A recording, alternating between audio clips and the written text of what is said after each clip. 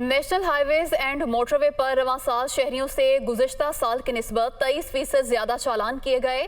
اس سال ٹریفک قوانین کے خلاف ورزی پر 5 ارب 33 کروڑ 31 لاکھ روپے سے زائد کے چالان ہوئے۔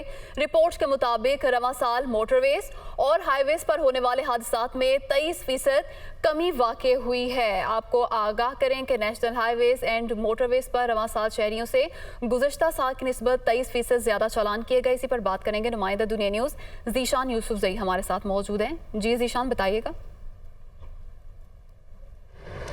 جی بالکل، national highways and motorways police کی کارکردگی رپورٹ جاری کی گئی۔ رواں سال شہریوں کو گزشتہ سال کی نسبت 23% اضافی چالان کیے گئے۔ رپورٹ کے مطابق رواں سال 5 ارب 33 کروڑ 31 لاکھ روپے سے زائد کے چالان وصول کی گئے۔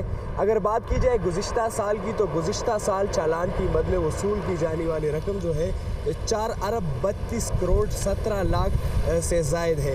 چالان کی یہ رقم نیشنل ہائی ویز اور موٹر ویز پر قانون کی جو خلاف ورزی ہے، ٹریفک قوانین کو پامال کرنے والوں کو جو ہے قانون کی خلاف ورزی پر یہ چالان دیے گئے ہیں۔